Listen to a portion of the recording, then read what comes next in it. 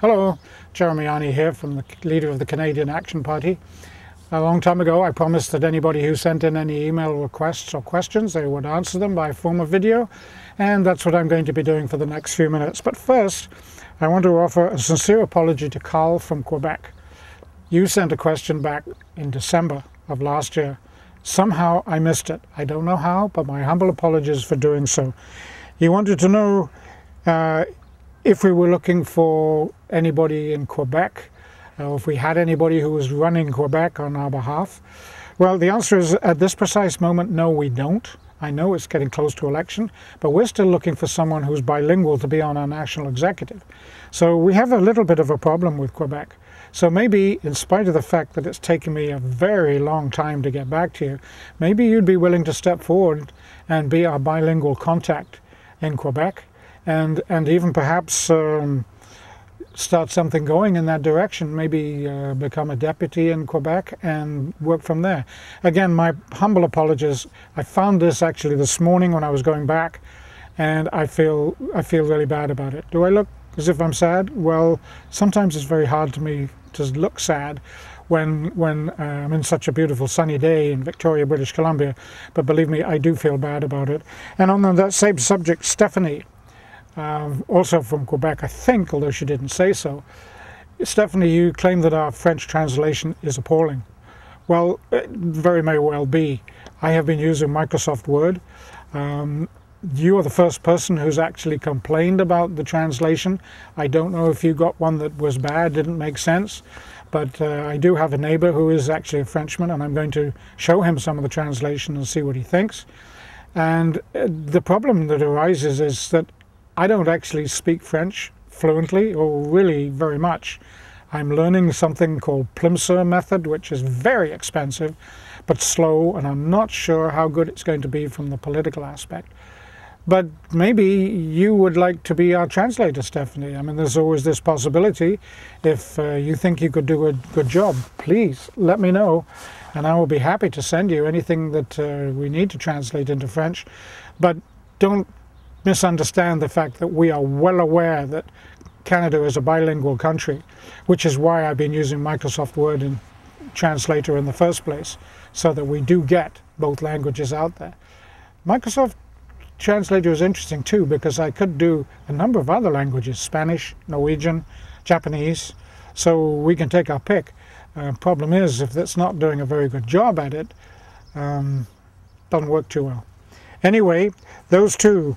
Elijah, yes, we're open to new ideas and new energy, and if you want to bring your energy and new ideas to us, please don't hesitate. Go to our website, join up, get in touch with any member of the National Executive or myself or the new president, Jeff Sekula, and come and join us and bring your beautiful new ideas. We're looking for them all the time, and there's no restriction on who brings them from anywhere at any time, so please bring them forward. Talking of new ideas, Jacob, I'm not quite sure where you came from, Jacob, but you were talking about the idea that you had of coming up with an app which would allow people to somehow transfer their vote to the politicians. I got the gist of it, and it sounds very interesting, but for one thing, the people who are voting in our present parliamentary system are voting the way they're told to, not the way the public and the people are telling them to vote, but they're voting strictly the way their party leader tells them to vote. The party whip has got them exactly where he wants them. The leader's got them exactly where he wants them, because if they don't vote that way, then they get booted out. I'll give you a perfect example of how this works. Michael Chong came up with a bill which he proposed to the House of Commons that would limit the powers of the leaders and give the MPs more powers. It passed through the House of Commons through the committee stage, and it passed out of the House of Commons with a way majority vote. Now it's got to the Senate. And here's where payback can be such a bitch if you don't do what you're told. About 6 months ago, Michael Chong actually voted against a government bill. Nothing was said at the time, no repercussions were taken. Now comes the payback. Michael Chong's bill is in front of the Senate. And the Senate, in spite of the fact that it was approved by the House of Commons is delaying it to the point where it will not get passed through the Senate in time for this present parliamentary House of Commons sitting. Therefore it will die. So this is what the control is that is exerted over our MPs. If you don't do what I say, simply strictly speaking, this is what it is. If you don't do what I say, I won't sign your nomination papers next time round. You leave the trough. And if that sounds harsh, that's about what it is. Now, I agree that there are ways in which you can talk to your MP, to your representative, and let him know what your views are. There's ways that they can talk to you. I devised a very simple method of doing it back in 2008 when I ran. And the result, the overwhelming response I got from the people of Sandwich Gulf Islands was yes, they would help me to decide which way I should vote.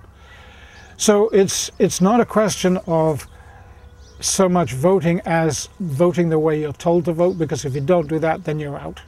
And this is what's so very wrong. So what's the good side on this? The good side is that the Canadian Action Party says anybody who sits in the House of Commons representing the people of their riding on behalf of the Canadian Action Party votes the way the people of that riding want them to vote, not the way that I as leader or a whip, but we won't have one, would tell them to vote, which is the current way of doing things.